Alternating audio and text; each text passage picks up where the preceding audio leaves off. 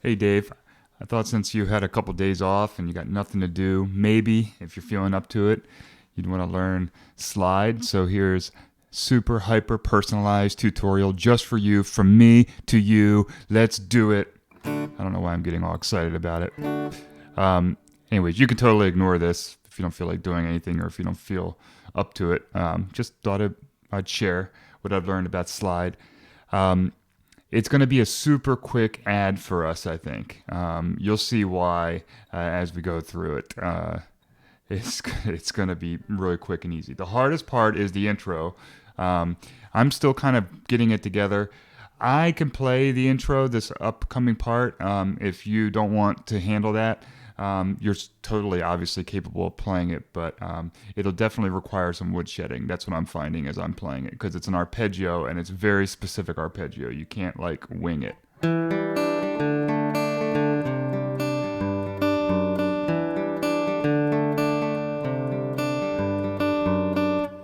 All right. So I need probably a couple hundred more reps on that to get that like completely automatic.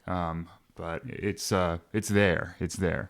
So I could play that, and it actually sounds good on the electric guitar. And it may actually be an electric guitar part in the original recording. It has kind of an affectation to it that sounds electric. I don't know.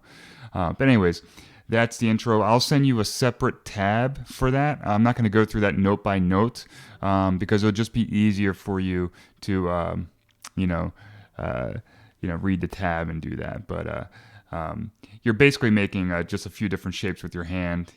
Like this one, this one, this one, and this one. All right, that's it. But use the tab to kind of figure out the details of the rest. All right. So the next little bit, after we get through that, we have this sequence. We have.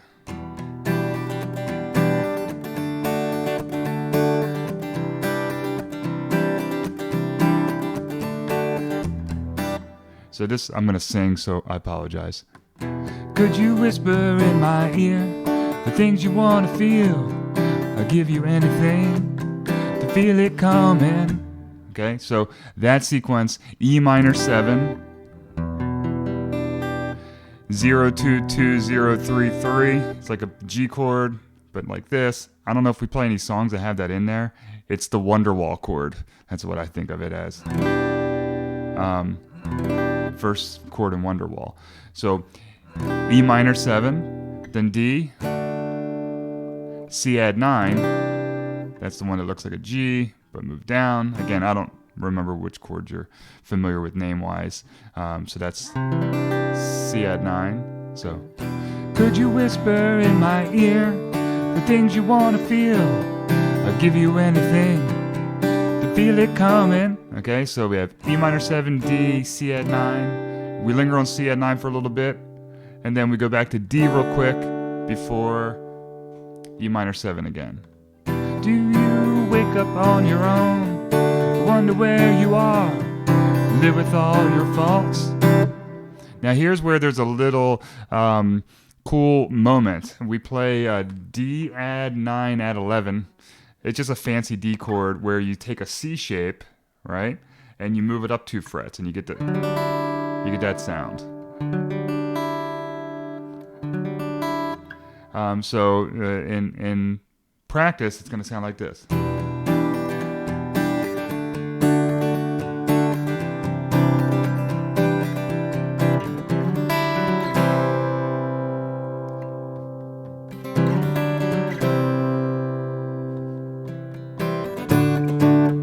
All right.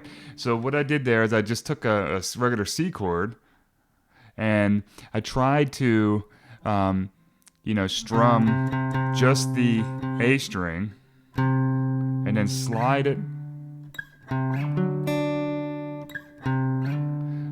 up 2 frets, and then you don't have to be super specific about these strings, but the authentic strings are D string, B string, then G string, D string. So if I number the strings, 1, 2, 3, 4, 5, 6, okay, it's 5, 4, 2, 3, 4.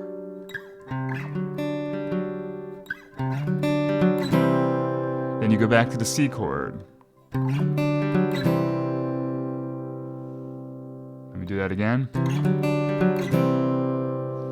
All right, so hopefully you recognize what part of the song that we're in. Anyway, moving on.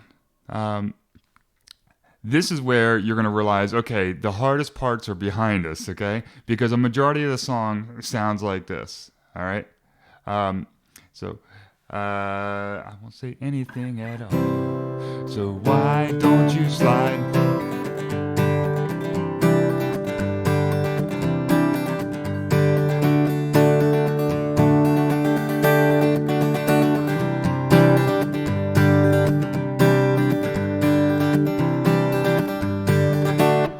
So obviously that part is like recurrent throughout the song, right?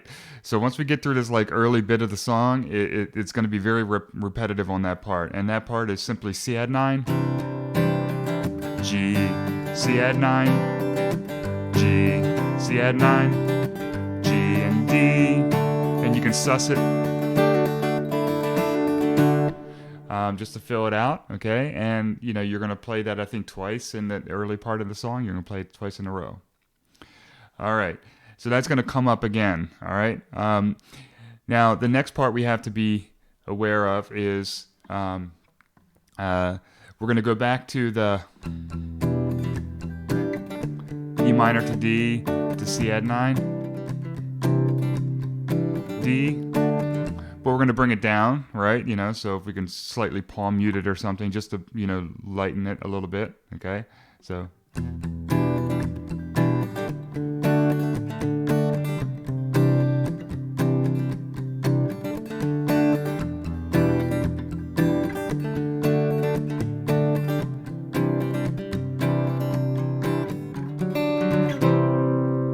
So we're back to that.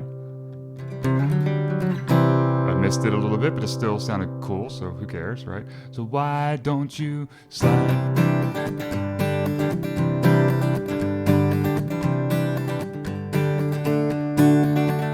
Yeah, I'll do anything you ever dreamed to be complete. Little pieces of nothing that fall. No, that's the wrong note. Don't sing that note. Don't sing like me. But you get the idea. Okay. Now, the final little piece of the puzzle. When he sings, "Oh, May, put your arms around me," okay, that part, we have a little cool variation on the E minor D C add 9 situation, okay? "Oh, May, put your arms around me. What you feel is what you are, and what you are is beautiful. Oh, May, wanna get married or run away." All right, so let me go to that part. I'm going to do it this time without singing so you can hear more what's going on. So I'm coming in on the "Oh, May" part. Oh, May.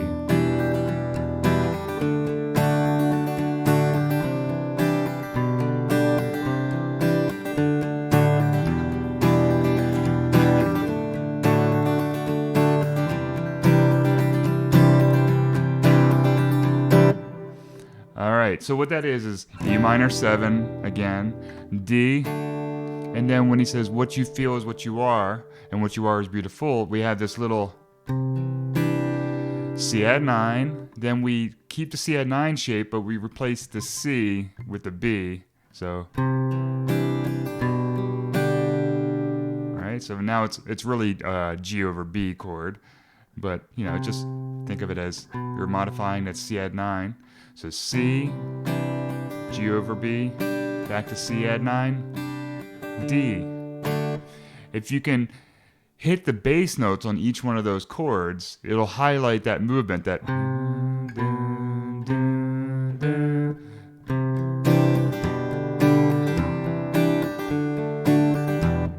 do that again.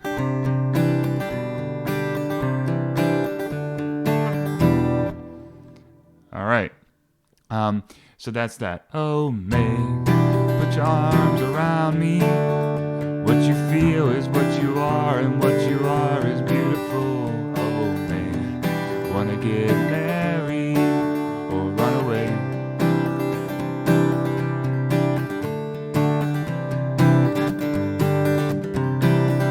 And this comes back up again.